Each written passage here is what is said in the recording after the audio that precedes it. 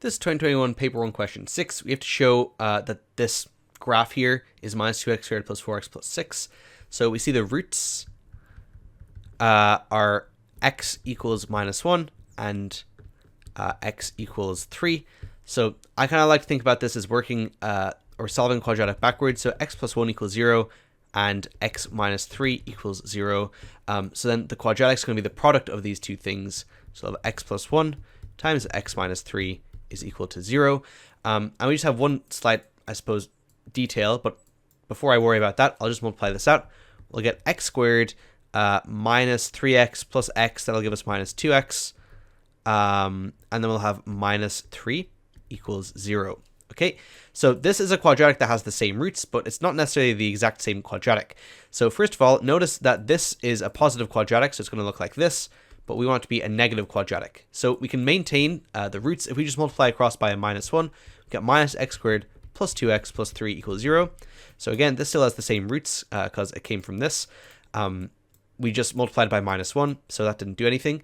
But now it's a negative quadratic, so it looks like this. However, we also know that it should pass through the point 0, 6. So when x is 0, the y-coordinate should be 6. So when x is 0 right now, we get 3, right?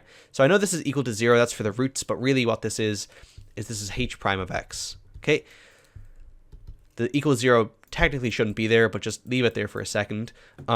So yeah, when x is 0, this should be 6, but right now it's 3. So we need to multiply this whole equation by 2. And that's why I'm saying leave the 0 there. Because you don't multiply this by 2, we're just going to multiply this by 2. Because that means it's still going to have the same roots, because we could just divide by minus 2 and then solve this. We have the same thing. So when we multiply by 2, we get the same roots, but it guarantees that it goes through this point. So if it has the same two roots and it goes through this point, well, then it must be the same quadratic. So h prime of x then will be equal to minus 2x squared, and we'll have plus 4x plus 6, and that's what we were asked to prove. So here we times minus 1 to turn it upside down, and then here we multiplied by 2 to ensure that 0, 6 is a point.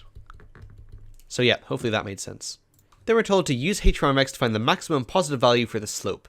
Okay, so basically this is the graph of all possible slopes, because this is the graph of h prime of x. So the maximum possible slope is up here. How do we find the maximum point? Well, we take the derivative of the function and let it equal to 0. So here we're going to take the derivative of the derivative, so we get h double prime of x. That'll be equal to minus 4x plus 4.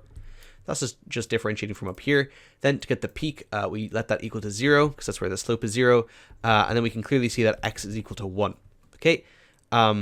So what's the maximum possible value of the slope? Well, it happens when x is equal to 1, but what actually is the slope? Well, we have to use this formula. So h prime of 1, so again, x1 is where the maximum slope happens. What is the slope? Well, we have to sub it into h prime. So we'll get minus 2 plus 4 plus 6, and that's going to be 10. Minus 2 gives us 8. So that's going to be the maximum positive slope. So then we're told that the graph of h of x passed through this point. What's the equation? So if we know the derivative, what we can do is we can do an antiderivative, so we can integrate both sides essentially.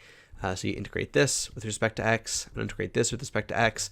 Then what you'll get is that h of x, because derivative and integral cancel out, will be equal to, and then we have to integrate, so we add 1 to the power divided by the new power, so we'll have minus 2/3 x cubed, plus we'll have 4x squared over 2, so that's adding 1 to the power divided by the new power, plus 6x plus some constant c.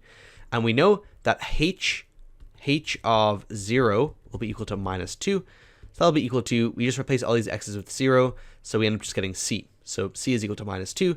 So therefore, h of x will just be equal to minus 2/3 x cubed plus 2x squared, just simplifying that term, plus 6x minus 2. And there we go.